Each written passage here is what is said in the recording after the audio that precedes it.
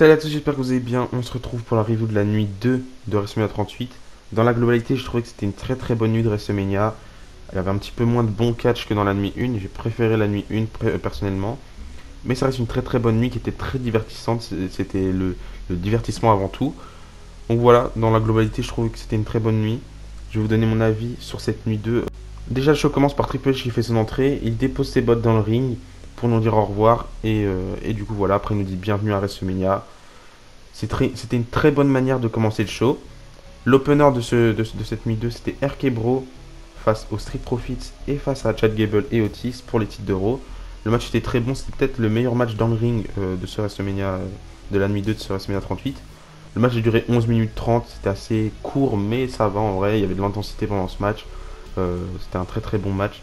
J'ai bien aimé quelques petites choses dans ce match, c'est la coordination entre Randy Orton et Matt Riddle. Ça devient une grande équipe et peut-être que dans des années, on se rappellera de RK Bro comme une des plus grandes équipes de la WWE. Je sais pas. En tout cas, j'aime beaucoup leur association. J'aime beaucoup aussi les Street Profits. Chad Gable et Otis, j'aime un peu moins, même si quand même Chad Gable est très divertissant. Enfin, surtout Otis qui me dérange dans ce duo. J'aime beaucoup Chad Gable. J'ai toujours aimé Chad Gable à l'époque de Alpha Academy, de American Alpha, etc. Enfin bref. À un moment donné, j'ai bien aimé un move de Matt Riddle. Il fait un springboard RKO sur Montesfort. C'était assez sympa. Et du coup, RK Bro, Randy Orton et Matt Riddle conservent les titres par équipe. Je sais pas si ça devait se terminer comme ça, parce qu'en vrai, ça s'est terminé un petit peu fouillis. Genre, Randy Orton a mis un RKO sur la fin comme ça, pour remporter le match. Mais en tout cas, c'était un très bon match, c'était très divertissant. Et j'ai hâte de voir la suite avec Randy Orton et Matt Riddle. Je sais pas si à SummerSlam, on aura un affrontement entre Riddle et Orton. Mais en tout cas, j'aime beaucoup leur équipe. Et si je devrais donner une note à ce match, je vais donner une note de 3,5. 3,5 étoiles, je pense que c'est largement suffisant pour ce match. Et je vais pas noter tous les matchs de cette nuit 2 parce qu'en vrai, il y a des matchs qui servent à rien et qui c'est pas notable. Du coup, je vais peut-être pas tout noter. Ensuite, en deuxième match, on est Bobby Lashley contre Omos. Pour moi, c'est le match qui servait le plus à rien dans ce show. Mais on peut quand même mettre une note parce que c'est un match en simple, il n'y a pas de truc spécial ou quoi que ce soit. Le match a duré 6 minutes 35, déjà je trouvais que c'était trop. J'ai regardé un petit peu la réaction de tout le monde sur les réseaux sociaux, sur Twitter en particulier, et j'ai vu qu'il y en a beaucoup qui sont contents parce que Homos s'est amélioré in ring. Il arrive déjà à faire un peu plus de trucs, mais moi, comme je vous l'ai dit il n'y a pas longtemps, Homos c'est pas pour moi. Homos, j'aime beaucoup, hein, il a du charisme, il a tout ce qu'il faut, mais c'est pas pour moi. C'est pas le genre de catcheur que j'apprécie particulièrement. Moi, j'aime beaucoup le catch quand c'est grandiose, quand c'est spectaculaire. Les gens, c'est. En vrai, j'aimais bien Braun Strowman. Braun Strowman, j'aimais bien, il était très divertissant. Mais je vais pas plus loin que ça avec les gens parce qu'en général, c'est pas très bon in-ring et voilà. Enfin bref. Mais en tout cas, peu importe Homos ou pas, le match, j'ai trouvé qu'il servait à rien. Surtout Bobby Lashley bat Homos. On nous construit Homos depuis des semaines pour que Bobby Lashley gagne. C'était mon pronostic et je voulais que Bobby Lashley gagne parce que j'aime pas trop Homos. Mais ça fait aucun sens. Du coup, victoire de Bobby Lashley en 6 minutes 35. Et si je devrais donner une note à ce match, je donnerais pas plus que. Allez, je vais dire 2 pour être gentil. Une note de 2 étoiles, mais j'aurais peut-être mis moins. Ensuite, en troisième match, ça c'est un match que j'attendais pas particulièrement. En vrai, il m'a surpris parce que c'était très divertissant. Dans le ring, c'était pas spectaculaire, mais le côté divertissement de ce match-là était incroyable. Johnny Knoxville face à Sami Zayn dans un Anything Goes match, un match où tout est permis. Ça a duré 14 minutes et en vrai j'ai bien aimé. Le seul problème c'est le résultat, je voulais pas je voulais pas ce résultat là. Et en fait il y a eu plein de trucs, je peux pas tout vous résumer, mais il y a les membres de Jackass qui sont intervenus, ils ont fait des trucs chacun de leur côté, ils ont pris des pièges à souris, des tables et tout ça. En plus Johnny Knoxville il a vraiment pris les coups, il a pas eu peur de se faire mal, après c'est logique un peu. Mais voilà, c'était assez sympa, c'était assez divertissant. Malheureusement, Johnny Knoxville bat Sami Zayn. J'aurais préféré que Sami Zayn bat Johnny Knoxville. Mais voilà, victoire de Johnny Knoxville en 14 minutes 25. Je trouvais que c'était un bon match dans l'ensemble, mais je peux pas mettre une note parce que c'est un match où. Je peux pas mettre une note parce qu'il n'y a pas vraiment de technicité dans ce match-là. Mais en tout cas, c'est un match que j'ai bien aimé et il méritait sa place à WrestleMania. Même si comme je vous ai dit, j'aurais préféré que ce soit un vrai adversaire face à Sami Zayn. Enfin bref. Ensuite, on a eu en quatrième match, on a eu Sasha Banks et Naomi face à Zelina Vega, Carmella et face à Liv Morgan et Rhea Ripley et face à Natalya et Shayna Baszler. Un match où toutes les catcheuses de la division féminine sont dedans. Fatal 4-Way Tag Team Match pour les titres par équipe féminin de la WWE. Le match a duré 10 minutes 50. J'étais pas vraiment dedans dans ce match-là. Je sais que le match était plutôt bon par rapport aux attentes des gens sur les réseaux sociaux. Mais moi personnellement, j'étais pas trop concentré pendant ce match-là. Ce que j'ai retenu, c'est la victoire de Sasha Banks et Naomi. Première victoire de Sasha Banks. Ça fait 6 ans qu'elle participe à WrestleMania. Elle a eu 0 victoire. Et on a sa première victoire avec Naomi à WrestleMania 38. Donc ça, j'ai trouvé ça assez sympa. En plus, elle a fait son entrée avec une Lamborghini. C'était bien. Enfin bref, j'ai hâte d'en voir plus entre Sasha Banks et Naomi.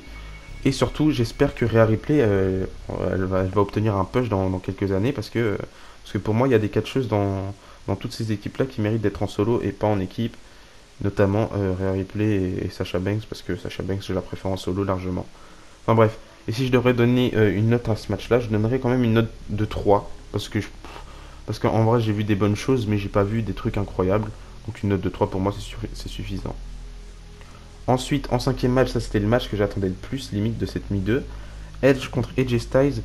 Et j'ai l'impression que chaque match que AJ Styles fait à WrestleMania, c'est limite décevant. Le seul match que je retiens comme un très bon match d'AJ Styles à WrestleMania, c'est AJ Styles contre Shane McMahon à WrestleMania 33. Et pourtant, à WrestleMania, il a affronté Chris Jericho dans son premier match. Il a affronté qui d'autre? Il a affronté Shinsuke Nakamura à WrestleMania 34. Il a affronté Randy Orton. Ça, c'était bien quand même. Mais à chaque fois qu'on a un gros dream match avec AJ Styles, c'est assez décevant. Là, je vais pas vous mentir, Edge contre AJ Styles, j'ai quand même bien aimé le match. Il y en a beaucoup qui sont pas d'accord avec moi. Mais moi, je trouvais que ça restait quand même un bon match, malgré le faux rythme qu'il y avait dans ce match-là. Il y avait quelques spots sympas. Le match dure 24 minutes, donc je crois que c'est le match le plus long de la soirée. Ouais, c'est le match le plus long de la soirée. Et je pense que c'est même le match le plus long des 2 nuits. Juste devant Cody Rhodes et Seth Rollins qui a duré 21 minutes. Enfin bref, c'est un match en simple.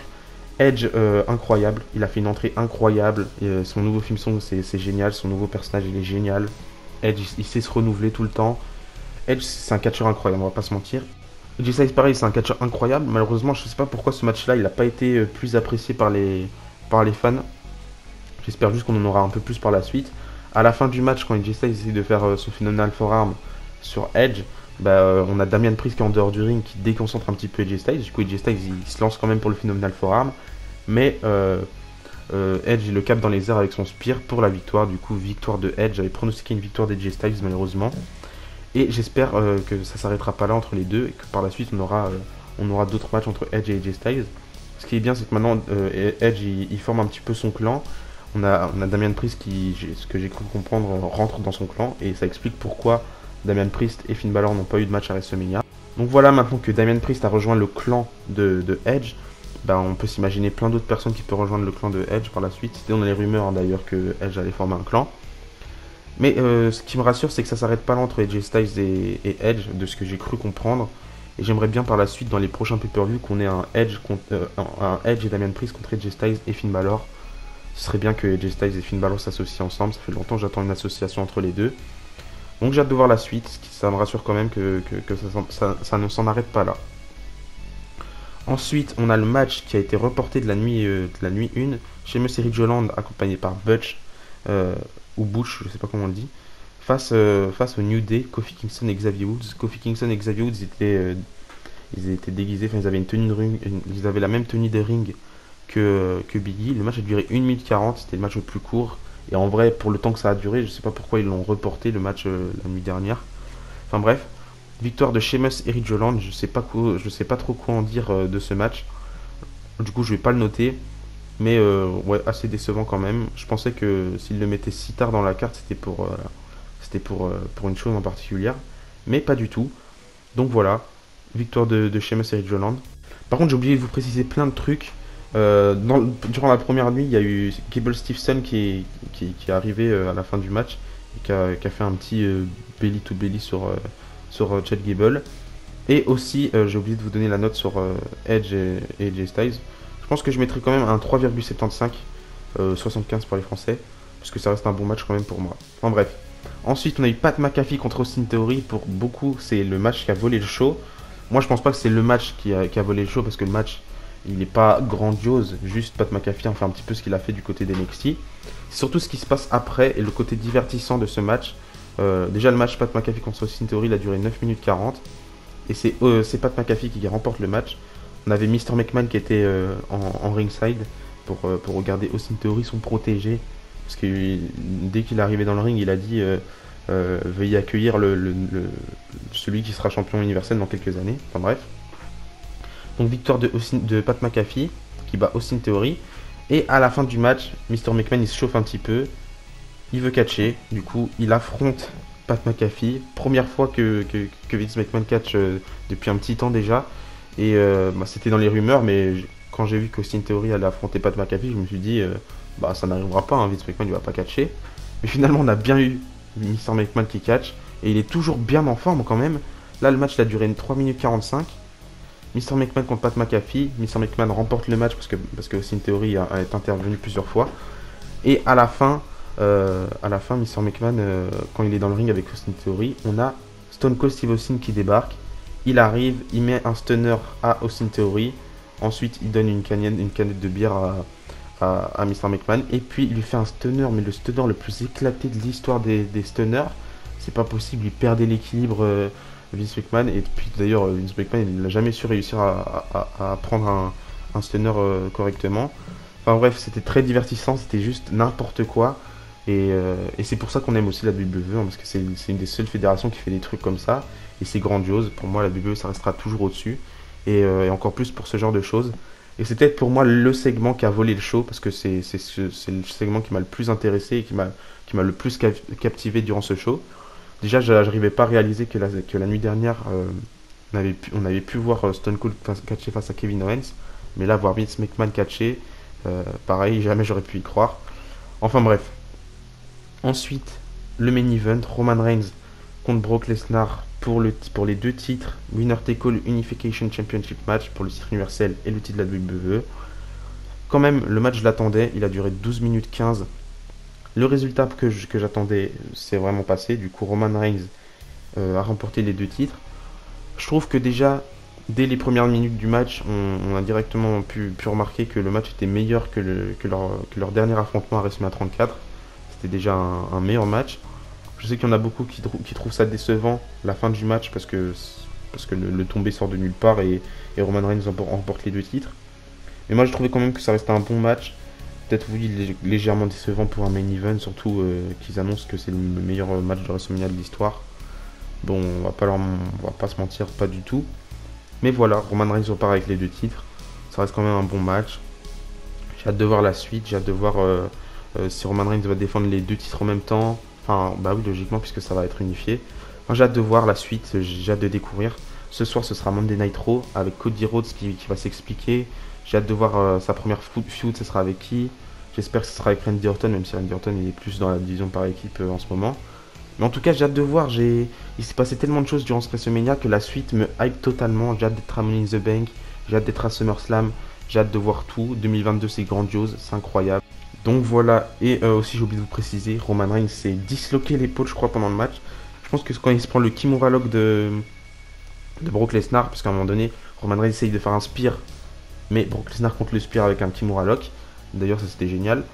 Et je pense qu'il se disloque l'épaule, et il avait une grosse trace rouge sur le triceps, enfin je sais plus. Mais en tout cas, c'était quand même très très bien. J'ai hâte de voir la suite, comme je vous ai dit. C'est comme ça que se termine ce show. Donnez-moi vos avis dans les commentaires, donnez-moi vos impressions. Moi, dans la globalité, la nuit 1 et la nuit 2, tout cumulé, je trouve que ça restera dans tous les cas un WrestleMania légendaire. Il s'est passé des trucs de ouf. Pour moi, ça restera mieux que WrestleMania 37, WrestleMania 36. Peut-être meilleur que WrestleMania 35, je sais pas. Même si WrestleMania 35, c'était plus le catch, quoi, la WWE du catch. Là, c'était très divertissant. Donc voilà, c'est la fin de cette vidéo. J'espère qu'elle vous a plu. D'ici là, je vous dis à la prochaine. On se retrouve demain ou après-demain, du coup, mercredi, pour la review de Raw After Mania. Et si là, je vous dis à la prochaine. Et n'oubliez pas, tant qu'il y a du catch, j'espère. Bisous, bisous.